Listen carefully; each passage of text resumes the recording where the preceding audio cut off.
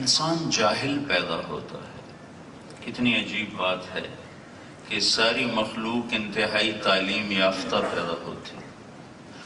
اللہ تعالیٰ فرماتے ہیں واللہ اخرجکم من بطون امہاتکم لا تعلمون شیئا، اللہ نے تمہیں ماں کے پیٹ سے نکالا، تم کچھ بھی نہیں جانتے تھے۔ لقد خلقنا الانسان فی احسن تقویم، میں نے انسان کو سب سے خوبصورت قوام میں پیدا کیا ہے۔ اور کیا عجب بات ہے کہ انسان جاہل مطلق پیدا ہوتا ہے، اور انسان کے علاوہ جتنی بھی مخلوق ہے انتہائی تعلیم یافتہ پیدا ہوتی۔ فمن ربکما یا موسیٰ، تمہارا رب کون ہے موسیٰ؟ ہاں، فرعون پوچھ رہا ہے تو وہ جواب دے رہے ہیں ربنا الذی اعطی کل شیء خلقہ ثم ہدی، ہمارا رب وہ ہے جو ہر چیز کو پیدا کرتا ہے پھر اسے زندگی گزارنے کا علم عطا فرماتا ہے۔ ایک چیونٹی کو بھی پتہ ہے کہ مجھے کیا کرنا ہے، انڈے سے نکلتے ہی وہ جانتی ہے مجھے کیا کرنا ہے، اسے 1 سینٹی میٹر سے آگے نظر نہیں آتا، کان اس کے کوئی نہیں۔ حقیر وجود روزانہ کتنا مرتا ہے، مسئلہ جاتا ہے، لیکن اس کو قطار بنانا کون سکھاتا ہے؟ اسے انڈوں کی راکھی کون سکھاتا ہے؟ اسے گھر بنانا کون سکھاتا ہے؟ اسے ملکہ کی حفاظت اور پہرے دینا کون سکھاتا ہے؟ ایک عجب جہان ہے۔ پرندے کو اڑنا کون سکھاتا ہے؟ مچھلی کو تیرنا کون سکھاتا ہے؟ 21 دن کے بعد بچہ نکلتا ہے انڈے کے خول سے، صرف 21 دن کے بعد، اور اسے چلنا آتا ہے۔ ہم اپنے بچوں کو چلنا سکھاتے ہیں، اسے کھانا آتا ہے، ہم اپنے بچوں کو 4 سال تک کھلانا سکھاتے ہیں۔ اسے اپنے دوست کا پتہ ہے، اسے اپنے دشمن کا پتہ ہے، بلی کو دیکھتے ہی بھاگتا ہے ماں کی طرف، اسے کیسے پتہ چلا کہ بلی میری جان کی دشمن ہے؟ اوپر چیل اڑتی ہے، اس کو دیکھتے ہی لپکتا ہے ماں کے پروں کی طرف، اسے کیسے پتہ چلا کہ یہ اوپر اڑنے والا پرندہ مجھے اٹھا کے نوچ سکتا ہے؟ اسے کیسے پتہ چلا؟ ربنا الذی اعطی کل شیء خلقہ ثم ہدی۔ پھر نباتات کو بھی یہ علم حاصل ہے، آپ نے کبھی دیکھا نہیں ہوگا کہ آم نے غلطی سے انگور اگا دیا ہو، کریلا غلطی سے میٹھا ہو گیا ہو، تربوز درخت پہ لٹک گیا ہو، کبھی نہیں دیکھا ہوگا۔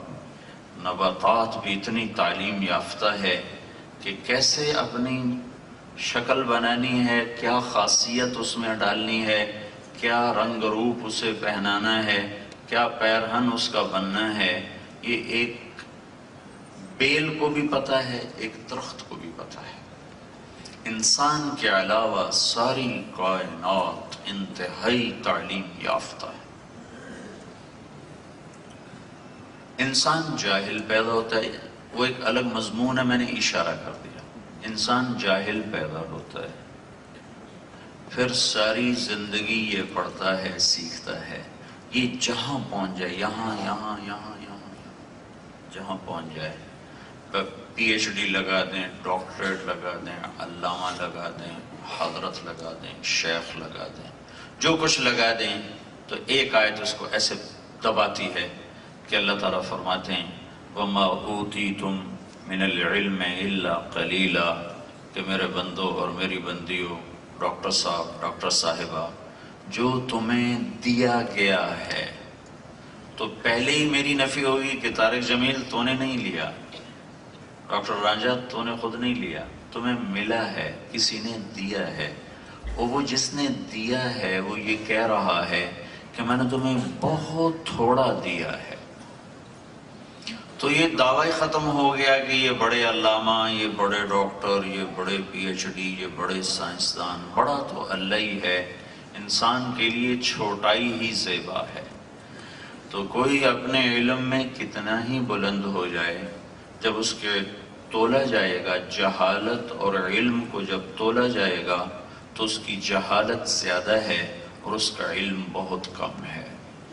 ہمیشہ انسان کا علم محدود رہے گا اور کبھی بھی انسان کائنات کے رازوں تک جا نہ سکے گا کہ کائنات ایسے کل کی طرح ہے اور اس میں یہ ایک جز کی طرح ہے اور جز اپنے کل کو کبھی معلوم نہیں کر سکتا۔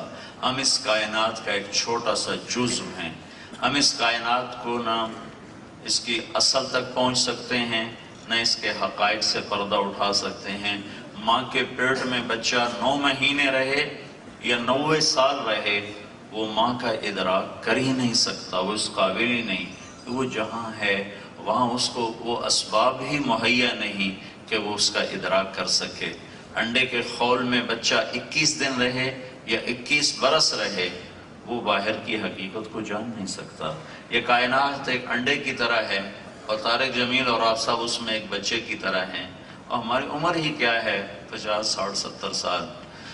تو اس عمر میں ہم کیا کر سکتے ہیں؟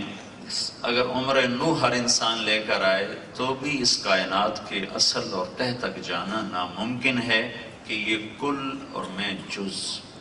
لہٰذا میری جہالت ہمیشہ زیادہ رہے گی، میرا علم ہمیشہ کم رہے گا۔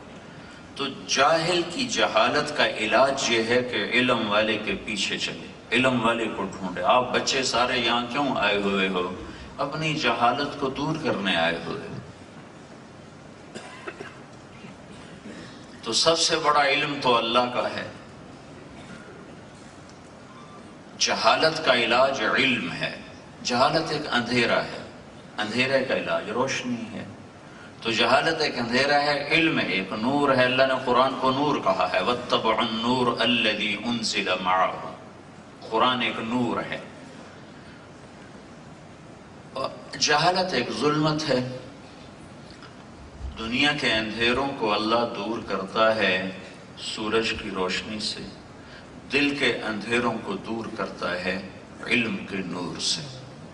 اور ایک نور اللہ کا ہے، اللہ نور السماوات والارض مثل نورہ کمشکات فیہا مصباح المصباح فی زجاجہ الزجاجۃ کأنها کوکب درّی یوقد من شجرۃ مبارکۃ زیتونہ لا شرقیہ ولا غربیہ یکاد زیتها یضیء ولو لم تمسسہ نار نور علی نور یہدی اللہ لنورہ من یشاء۔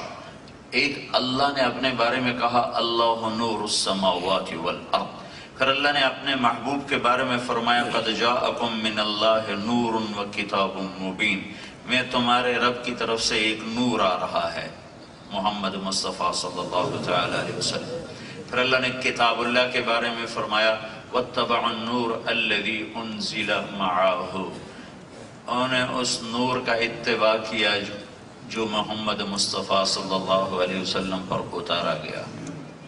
ایک اللہ کا نور ہے، ایک نبوت کا نور ہے، ایک قرآن کا نور ہے، ایک سورج کا نور ہے، ایک چاند کا نور ہے، ایک تاروں کا نور ہے۔ یہ نور ملتے ہیں تو ظلمتیں چھٹتی ہیں، اندھیرے دور ہوتے ہیں، اور یہ 3 نور جب جمع ہوتے ہیں تو انسان کی ظلمت اور انسان کے اندر کے اندھیرے ختم ہوتے ہیں۔ تو سب سے پہلا علم تو اللہ کا ہے، جس کا علم کسبی نہیں، سیکھا نہیں۔ سبح للہ ما فی السماوات والارض وهو العزیز الحکیم، کل کائنات تیرے رب کی تسبیح پڑھتی ہے کہ وہ عزت و حکمت والا ہے۔ لہ ملک السماوات والارض، زمین آسمان کا بادشاہ ہے۔ یحیی و یمیت، زندگی اور موت کا مالک ہے۔ وہو علی کل شیء قدیر، ہر چیز پر وہ قادر ہے۔ هو الاول والآخر والظاہر والباطن وہو بکل شیء